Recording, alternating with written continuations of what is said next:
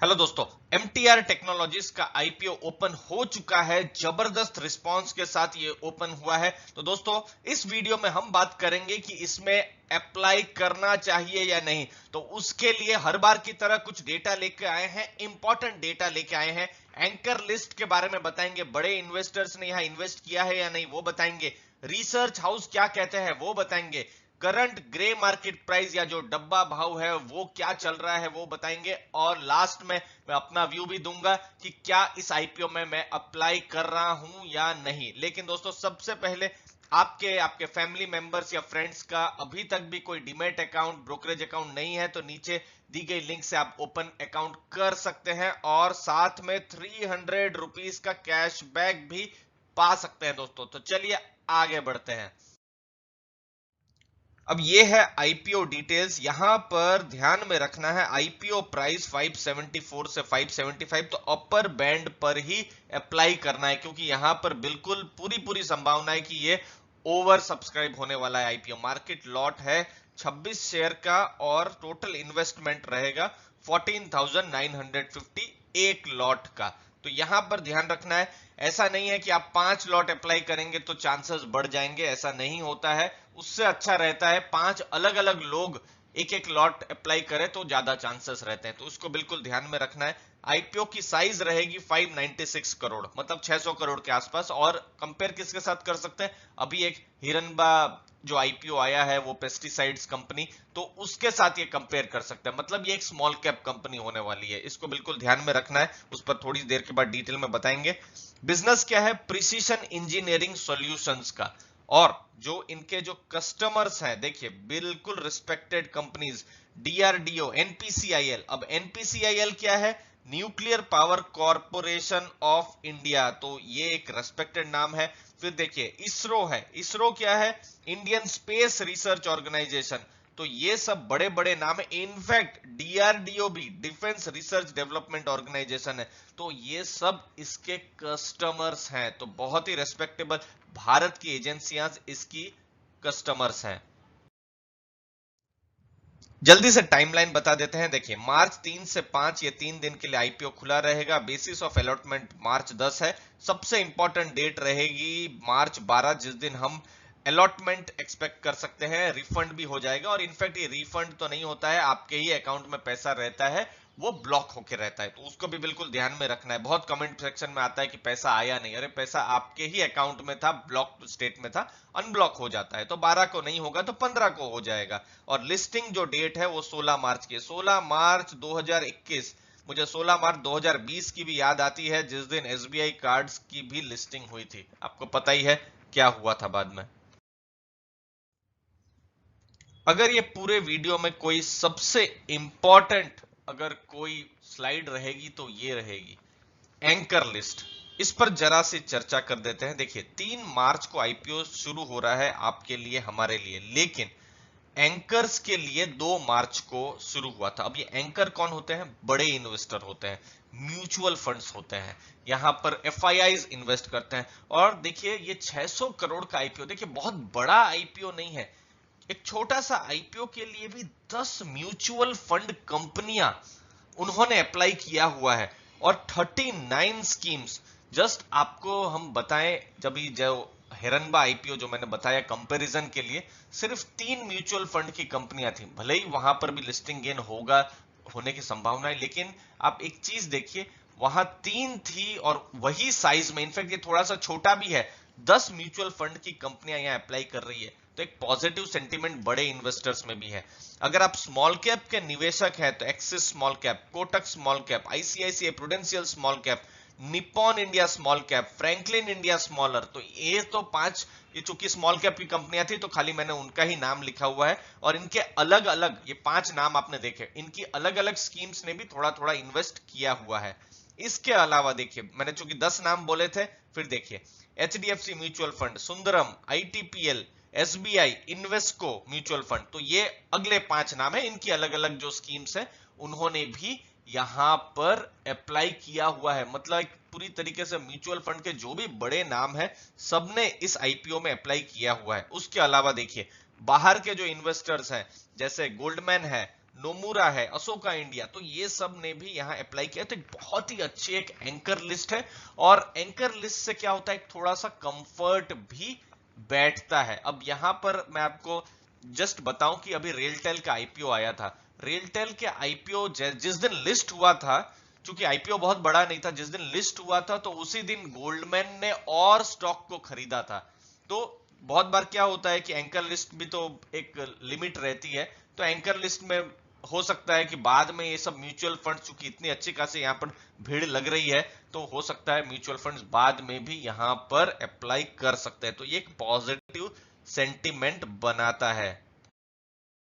अगला ब्रोकरेजेस की राय, जियोजीत, उन्होंने क्या कहा है, 43.7 का इसका प्राइस अर्निंग रेशियो है, एग्रेसिवली प्राइस्ड है। तो ये आईपीओ आपको सस्ते में नहीं मिल रहा है। इनफैक्ट आईपीओ में लिस्टिंग अच्छी खासी होती है, तो ये 43 से 70-80 पीई भी चला जाएगा, तो आपको सस्ते में स्टॉक नहीं मिलेगा। लिस्टेड पीयर नहीं है, लेकिन अभी पॉजिटिव सेंटिमेंट चल रहा है मार्केट में, स्पेस को लेकर, डिफेंस सेक्टर को लेकर, मेक इन इंडिया, आत्मनिर्भर भारत, इन सब चीजों को लेकर, तो इसका फायदा पूरा मिलने की उम्मीद है। एलकेपी सिक्योरिटीज ने भी सब्सक्राइब की बात कही है। उन्होंने कहा है कि कंपनी प्रीमियम कमांड कर रही है, क्योंकि इनकी ऑर्डर बुक जो है वो बहुत ही हेल्दी है। प्रॉफिटेबिलिटी इनकी अच्छी है कंपेयर टू अदर पीयर, जैसे गोदरेज एंड बॉयस है, फिर एलएनटी का एक डिवीजन है जिसके साथ ये compete करते हैं अलग अलग जगह में। रिटर्न रेशियो इसके स्ट्रांग है। हेम सिक्योरिटीज, उन्होंने सब्सक्राइब की सलाह दी है शॉर्ट और लॉन्ग टर्म के लिए। उनका कहने का है कि फाइनेंशियल पोजीशन जो है बहुत ही मजबूत है कंपनी की, बैलेंस शीट भी मजबूत है, ऑर्डर बुक बहुत ही रोबस्ट है, मतलब भविष्य में भी इसकी बिजनेस की विजिबिलिटी दिखती है, रेवेन्यू जो है वो अच्छी खासी भविष्य में भी रहेगी। इससे पहले मैं आपको ग्रे मार्केट के ट्रेंड्स और मैं अपना व्यू बताऊं, उससे पहले कंपनी के बारे में कुछ इंपॉर्टेंट चीजें बता दे। देखिए, प्रिसीशन इंजीनियरिंग सॉल्यूशंस कंपनी है, तो ये जो काम होता है ये शायद हमारे आपके लिए उतना काम इतना इंपॉर्टेंट नहीं रहे, लेकिन समझ लीजिए एक स्पेस का एक एक मिशन जा रहा है, तो जरा सी भी, मतलब माइक्रोन्स में भी जरा सी भी इधर उधर कुछ हो गया, तो फिर पूरा का पूरा जो भी स्पेस मिशन है वो जियोपर्डाइज हो सकता है, वहां गड़बड़ हो सकती है। तो ये प्रिसीशन इंजीनियरिंग में इनका काम है। और देखिए, कस्टमर्स न्यूक्लियर एनर्जी में जो हमने देखा एनपीसीआईएल में, क्लीन एनर्जी में भी एक ब्लूम एनर्जी करके कंपनी है जो कि इनके कस्टमर है, यूएस की कंपनी है, क्लीन एनर्जी पर काम करती है। स्पेस एंड डिफेंस में इनका काम है, लेकिन हाँ, रिस्क देखिए, महंगा तो है ही, और 83% रेवेन्यू जो है 3 कस्टमर से ही आता है, तो कस्टमर्स बहुत ज्यादा नहीं है।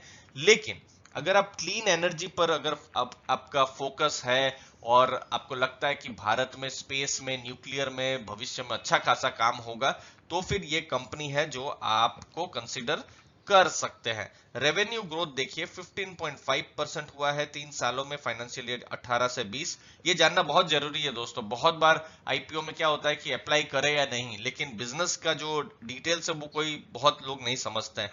एबिटा ग्रोथ अच्छा हुआ है 3 सालों में, 37%, बहुत अच्छा कहा जाएगा।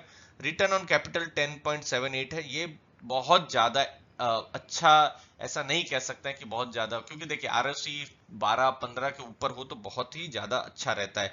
लेकिन एक और चीज कंफर्ट देती है कि इसकी डेट टू इक्विटी जो है 0.17 है। इनफैक्ट इसका 63 करोड़ का जो जो भी पैसा आएगा आईपीओ से, तो ये डेट को ही चुकाने वाले हैं, तो भविष्य में डेट टू इक्विटी और कम होगी, तो जितना कम डेट हो तो इन्वेस्टर के लिए भी अच्छा, कंपनी के लिए भी अच्छा। तो ये डेट टू इक्विटी बहुत ही कंट्रोल है, मैनेजेबल है, और आईपीओ के बाद और कम होगी। लास्ट में आपको ग्रे मार्केट के ट्रेंड्स बताते हैं। बहुत ही अच्छा ग्रे मार्केट की तरफ से, डब्बा बाजार की तरफ से इसको रिस्पॉन्स है, लगभग 60-70% का प्रीमियम है। अगर ये आईपीओ अभी ही लिस्ट होता है तो फिर तो लिस्टिंग गेन जबरदस्त होगी, तो उसमें कोई दो राय नहीं है। 70% प्रीमियम है, जो कि बहुत ही अच्छा यहाँ पर एक नाम देता है। लेकिन इसकी लिस्टिंग है 16 मार्च को। 16 मार्च थोड़ा दूर है, जब ये वीडियो बन रहा है उससे तो अच्छा खासा दूर है। 8-10 दिन में अगर कोई एडवर्स इफेक्ट नहीं होती है, जो हमने पिछले साल देखा था, 5-6 दिन के अंदर में ही पूरी की पूरी मार्केट एक तरीके से कोलैप्स कर गई थी, तो वैसा अगर नहीं होता है दोस्तों, तो फिर यहाँ पर अच्छा खासा इंटरेस्ट बना रह सकता है। लेकिन इक्विटी है, इक्विटी में रिस्क तो लिया ही जा सकता है, तो उसको आपको ध्यान में रखना है। तो लिस्टिंग यहाँ पर अच्छी खासी होने की पूरी उम्मीद है। उसका आपको ध्यान रखना है। दूसरी चीज है, लॉन्ग टर्म के जो इन्वेस्टर्स है तो ये एंकर लिस्ट मजबूत है, रिसर्च हाउसेस ने यहाँ पर पॉजिटिव कहा है, तो उस हिसाब से ये एक मजबूत लिस्ट है। और मैं अपनी पर्सनल बात करूं तो शायद दुख यही है कि बहुत ज्यादा डीमैट अकाउंट हमारे पास नहीं है, सिर्फ 3 ही है। तो यहाँ पर बहुत ज्यादा संभावना है कि ये ओवर सब्सक्राइब होगा। अगर 15 टाइम्स 16 टाइम्स हो जाता है तो फिर तो लिस्टिंग की संभावना या फिर अलॉटमेंट की संभावना जो है बहुत ही कम रहेगी। तो ओवरऑल बहुत ही पॉजिटिव है, लेकिन यहाँ पर मैं अपना एसेट एलोकेशन को बिल्कुल ध्यान में रखूंगा। समझ लीजिए, क्योंकि देखिए 15,000 के आसपास का आईपीओ है, तो मेरे ये पोर्टफोलियो का ये 1% या उससे कम ही रहने वाला है। तो इसीलिए कल कुछ गड़बड़ हो भी जाती है तो शायद इतना बड़ा मुझे फर्क ना पड़े। लेकिन यहां पर एसेट एलोकेशन फ्रेमवर्क में आपको यह भी ध्यान में रखना है कि आपका जो भी पोर्टफोलियो है उसका, फिर भी मैं बताऊंगा, आप अपने फाइनेंशियल एडवाइजर से जरा सलाह जरूर लीजिएगा। मैं अपनी पर्सनल बात करूं तो अभी फिलहाल मैं 1% से ज्यादा या फिर इनफैक्ट 0.5% ही जो पैसा है इस स्टॉक में यहां पर लगाया जा सकता है। अगर मैं अपनी पर्सनल बात करूं, रीजन क्या है, क्योंकि ये स्मॉल कैप कंपनी अच्छे खासी ये लिस्टिंग तो दे ही देगी, लेकिन लिस्टिंग के बाद इस जो वैल्यूएशन होगा मार्केट में, थोड़ी अभी रैशनैलिटी चल रही है, थोड़ा सा सैनिटी आएगी, थोड़ा सा ठीक ठाक होगा तो मार्केट भी देखेगी कि इतना ज्यादा वैल्यूएशन कैसे दे रहे हैं। तो फिर करेक्शन भी हो सकता है शॉर्ट टर्म में नहीं हो, लेकिन भविष्य में हो सकता है। और फिर कंपनी का बिजनेस भी है, बिजनेस को भी देखना पड़ेगा। तो इसीलिए जो कन्विक्शन है, आईपीओ आया और सीधा ले लिया उसमें से नहीं बनता है, धीरे धीरे कन्विक्शन बनता है। अलग अलग रिसर्च रिपोर्ट आएगी, अलग अलग Q4 के नतीजे आएंगे तो और ज्यादा कन्विक्शन बनेगा। तो फिलहाल स्मॉल कैप कंपनी है, स्मॉल कैप कंपनी में वोलेटिलिटी और रिस्क थोड़ा ज्यादा ही रहता है, तो पोर्टफोलियो का एक छोटा सा जो परसेंट है वही यहाँ पर एलोकेट, वो मेरी ये स्ट्रेटेजी पर्सनल रहेगी दोस्तों। बट आईपीओ अच्छा है, उसमें कोई दो राय नहीं है, लेकिन थोड़ा महंगा है। ये चीज को लेकर मुझे थोड़ी सी चिंता है। क्लीन एनर्जी और डिफेंस पर ऑलरेडी हम बुलिश हैं, हमने देखा ही हुआ है। अलग अलग कंपनी जैसे भारत इलेक्ट्रॉनिक्स है, इन सब ने अच्छा रिटर्न दिया हुआ है। स्मॉल कैप कंपनी है तो ये चीज मैंने आपको बताया ही डिटेल में कि किस हिसाब से इसकी वोलेटिलिटी और रिस्क हो सकती है। उम्मीद है आपको वैल्यू मिली होगी।